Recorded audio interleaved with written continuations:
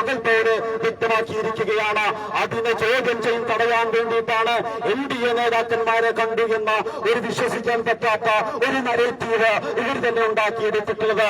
അങ്ങനെ കേരളത്തെ പണയപ്പെടുത്തിയിട്ടുള്ളത് മനുഷ്യരെ, ഈ കേരളത്തിലെ ജനങ്ങളെ വർഗീയമായി വിഭജിക്കുന്ന വെള്ളാപ്പള്ളിയെ താങ്ങി നിർത്തിയിട്ടാണ്, വർഗീയ പരാമർശങ്ങൾ നടത്തിയിട്ടാണ്, കേരളത്തെ വിഭജിച്ചിട്ടാണ്, ഇവിടുത്തെ സൗഹൃദാന്തരീക്ഷത്തെ തകർത്തുകൊണ്ടാണ് ഇടതുപക്ഷം ഭരിച്ചിരുന്നത് എന്ന് നാഴികക്ക് 40 വട്ടമല്ല അതിനേക്കാൾ കൂടുതൽ പറഞ്ഞിരുന്ന UDFന്റെ സകല നേതാക്കന്മാരും കേരളത്തിലെ ജാതിമത സംഘടനകളൊക്കെയും അതിനേക്കാൾ വലിയ വിഭജനം നടന്നുകൊണ്ടിരിക്കുന്ന ഒരു സാഹചര്യത്തിന് മുഖ്യമന്ത്രി തന്നെ നേരിട്ട് നേതൃത്വം കൊടുക്കുമ്പോൾ മൗനം പാലിക്കുന്നത് എന്തുകൊണ്ടാണ് എന്ന് നമ്മൾ തിരിച്ചറിയണം. ഇവിടുത്തെ ജനങ്ങൾ ഈ കൊള്ളയെക്കുറിച്ച് ചർച്ച ചെയ്യരുത്.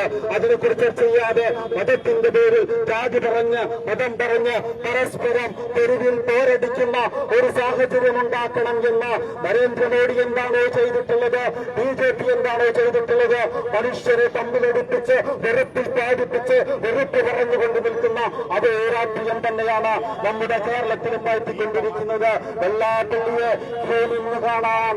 അദ്ദേഹത്തിന്റെ മകന് NDA നേതാവിന് വെറുപ്പിൽ പാചക ഫാക്ടറിയിലെ മാനേജർമാരായിട്ടുള്ള ആളുകളെയൊക്കെ വരി നിന്ന് ശാലണിയിക്കാൻ UDFന്റെ മന്ത്രിമാരെ അങ്ങോട്ട് പറഞ്ഞുവിടുമ്പോ കൗശലക്കാരനായ കുരുക്കനായ VD സതീശൻ അറിയാം. NDAയുമായിട്ടുള്ള ചർച്ച അങ്ങനെ ഇവിടെ സജീവമായി നിലനിർത്തിക്കൊണ്ട് അദാനി ഡീലിംഗിന്റെ സാഹചര്യങ്ങൾ അതില്ലാതാക്കി മാറ്റാമെന്ന് നിങ്ങൾക്കറിയുമോ? കഴിഞ്ഞ 10 വർഷക്കാലമായി ഇന്ത്യയിൽ നടന്നിട്ടുള്ള ഏറ്റവും വലിയ മയക്കുമരുന്ന് വേട്ടകൾ ആരുമായി ബന്ധപ്പെട്ടിട്ടാണ് നടന്നിട്ടുള്ളത് എന്ന് നോക്കുമ്പോൾ അത് അദാനി പോർട്ടുമായിട്ടാണ്, ഗുജറാത്തിലെ മുദ്ര പോർട്ടുമായിട്ടാണ്, തൂത്തുക്കുടിയിലെ അതേപോലെ മഹാരാഷ്ട്രയിലെ അങ്ങനെ ഇന്ത്യയിൽ അദാനി കൈകാര്യം ചെയ്യുന്ന പോർട്ടുമായിട്ടാണ്.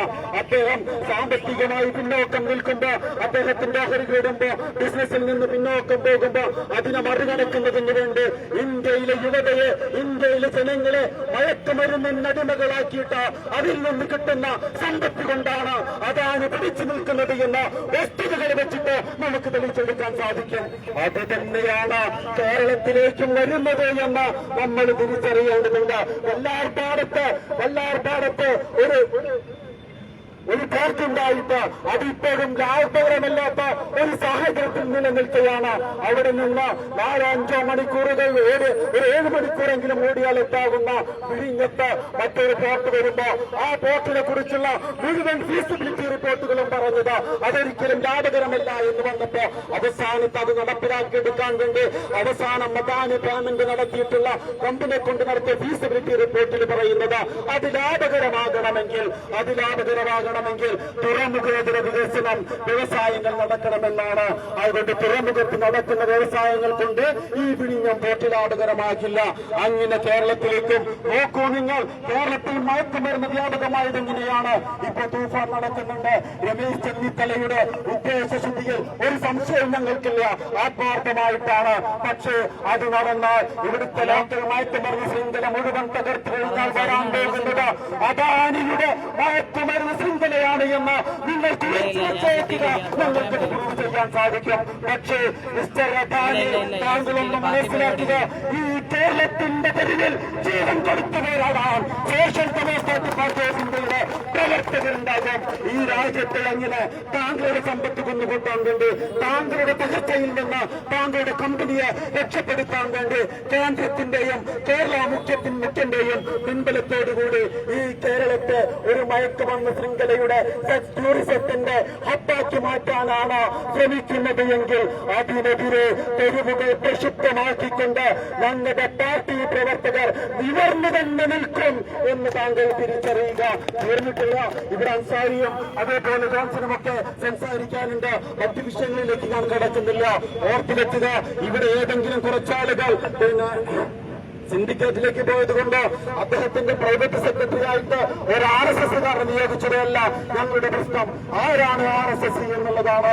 ഇന്ത്യ വിഭജനത്തോടുകൂടി അങ്ങ് കൽക്കട്ടയിലും അതേപോലെ പശ്ചിമ ബംഗാളിലും ബീഹാറിലും ഉൾപ്പെടെയുള്ള ഡൽഹി ഉൾപ്പെടെയുള്ള നഗരങ്ങളിൽ വർഗീയ കലാപങ്ങൾ നടത്തിയിട്ട് മനുഷ്യരെ പരസ്പരം കൊന്നുതള്ളിയ ഒരു സംഘടനയാണ് RSS എന്ന് കമ്മീഷണർ കണ്ടെത്തിയ RSS തീർന്നിട്ടില്ല.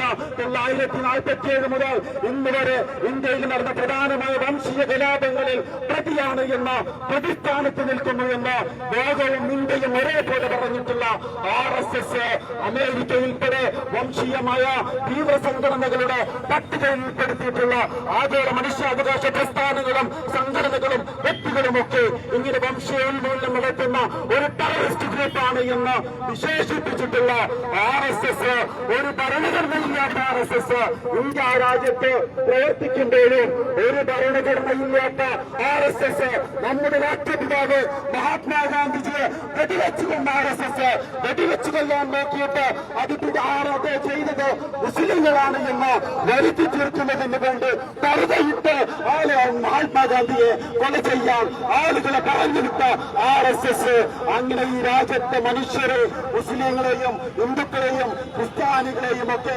പരസ്പരം തമ്മിലടിപ്പിച്ചുകൊണ്ട് തങ്ങളുടെ വർഗീയ സഭരാജ്യം നടപ്പിലാക്കാൻ ശ്രമിക്കുന്ന RSSനെ ഒളിച്ചു കടത്താനാണ് ശ്രമമെങ്കിൽ അതിനെ നെഞ്ചും വിരിച്ച് നേരിടാൻ കേരളത്തിന്റെ മണ്ണിൽ ആൺകുട്ടികളുണ്ടോ എന്ന് കേരളത്തിന്റെ മുഖ്യമന്ത്രി VD സതീശൻ സാവകാശമെന്ന് മനസ്സിലാക്കണം എന്ന് മാത്രം ഓർമ്മപ്പെടുത്തിക്കൊണ്ട് ഞാൻ എന്റെ